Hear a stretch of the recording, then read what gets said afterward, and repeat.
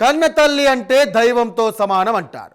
బిడ్డకు ఆకలి వేస్తే తన కడుపు మార్చుకొని అన్నం పెట్టే ఆ మాతృమూర్తి అదే బిడ్డల పాలిట యముడిగా మారితే పాలు ఇవ్వాల్సిన చేతులే పసిగుండెల్లో విషాన్ని నింపి ఆపై తాను కూడా అదే విషయం తాగి ప్రాణాల మీదకి తెచ్చుకుంటే, అవును, కడప జిల్లా ప్రొద్దుటూరులో జరిగినటువంటి ఈ భయంకర ఉదాంతం ఇప్పుడు 2 తెలుగు రాష్ట్రాలను ఉలిక్కిపడేలా చేస్తోంది. ముక్కు పచ్చలారని ముగ్గురు బిడ్డలు ఒకవైపు, కన్న తల్లి మరోవైపు. ఇలా ఒకే కుటుంబానికి చెందినటువంటి నలుగురు ఇప్పుడు ఆసుపత్రి బెడ్ పైన మృత్యువుతో పోరాడుతున్నారు. అసలు ఆ తల్లికి అంత కోపం ఎందుకు వచ్చింది? అత్తాకోడళ్ల గొడవలకు పసి బిడ్డలు ఎందుకు బలి కావాలి? మమకారాన్ని చంపుకొని ఆ తల్లి చేసిన ఈ దారుణానికి సాక్ష్యం ఏంటి? ఈ రిపోర్ట్లో చూద్దాం.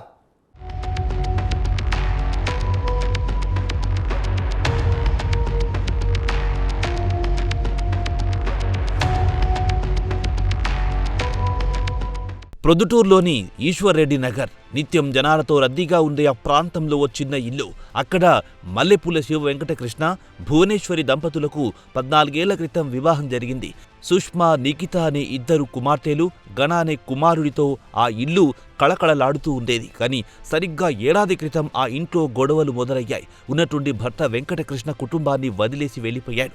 అప్పటినుంచి భువనేశ్వరి జీవితం ఒక్కసారిగా తలకిందులగింది. ముగ్గురు బిడ్డల పోషణ ఒకవైపు, ఇంట్లో అత్త తిరుపతమ్మతో నిత్యం జరుగుతున్న గొడవలు మరోవైపు. అత్త కోడల మధ్య ఆధిపత్య పోరు చిలికి చిలికి గాలివానలా మారింది.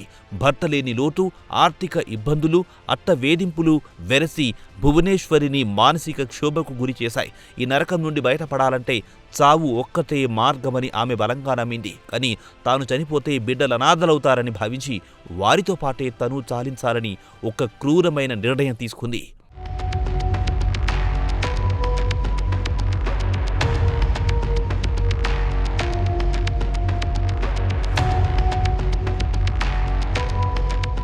మధ్యాహ్నం సమయంలో పాఠశాల నుంచి ముగ్గురు బిడ్డలు ఆకలితో ఇంటికి చేరుకున్నారు.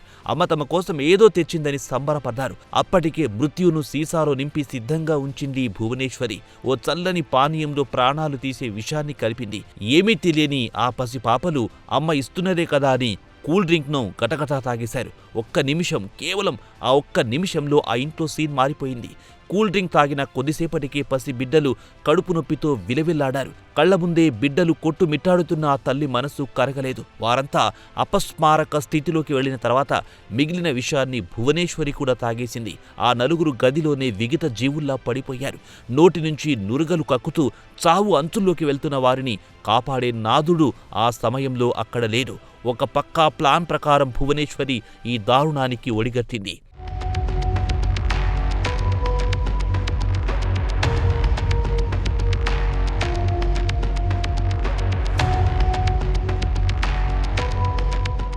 సాయంత్రం వేళ పూల వ్యాపారం ముగించుకొని అత్త తిరుపతమ్మ ఇంటికొచ్చింది. తలుపు తీసి లోపలికెళ్లిన ఆమెకు ఎదురైన దృశ్యం గుండెల్ని పిండేసింది. కోడలు భువనేశ్వరితో పాటు ముగ్గురు మనవళ్లు అపస్మారక స్థితిలో పడి ఉన్నారు. నోటి నుంచి నురుగలొస్తుండటంతో విషం తాగారని గ్రహించి కేకలు వేసింది. ఆమె హాహాకారాలతో స్థానికులు పరిగెత్తుకుంటూ వచ్చారు. వెంటనే వారిని ప్రొద్దుటూరు జిల్లా ఆసుపత్రికి తరలించారు. అక్కడ ప్రాథమిక చికిత్స అందించిన వైద్యులు పరిస్థితి విషమించడంతో మెరుగైన వైద్యం కోసం కడప రిమ్స్కు తరలించాల్సిందిగా సూచించారు. ప్రస్తుతం ఆ నలుగురు రిమ్స్ ఆసుపత్రిలో మృత్యుతో పోరాడుతున్నారు. క్షణిక ఆవేశంలో చేసిన ఈ పని ఇప్పుడు విలువైన అమాయక ప్రాణాలను గాలిలో దీపాల్లా మార్చేసింది.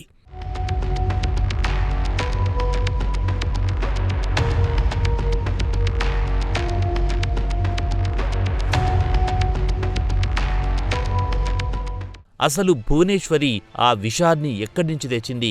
ఎవరైనా ఆమెను ప్రేరేపించారా అనే కోణంలో పోలీసుల దర్యాప్తు కొనసాగుతోంది.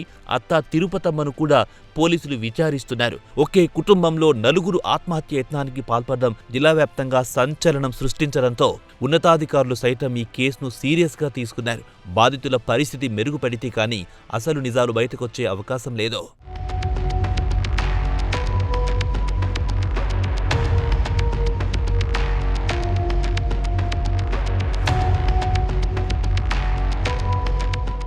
సమస్య ఏదైనా కావచ్చు, కానీ పరిష్కారం మాత్రం చావు కాదు. అత్తాకోడళ్ల గొడవల్లో పసి బిడ్డలను ఏం పాపం చేశారు? కన్న తల్లే కాలయముడిగా మారడం కంటే విచారకరం మరొకటి ఉండదు. ఇలాంటి ఘటనలు పునరావృతం కాకుండా ఉండాలంటే కుటుంబాల్లో అవగాహన పెరగాలి. తీవ్రమైనటువంటి మనస్తాపంతో ఉన్నప్పుడు ఎవరైనా సరే వెంటనే కౌన్సిలింగ్ తీసుకోవాలి లేదా సహాయం కోరాలి. ప్రాణాలు తీసుకోవడం వల్ల సమస్యలు తీరవు, సరికదా మరిన్ని కష్టాలను మిగిల్చిన వారు అవుతారు. అప్రమత్తంగా ఉండండి, జాగ్రత్త వహించండి.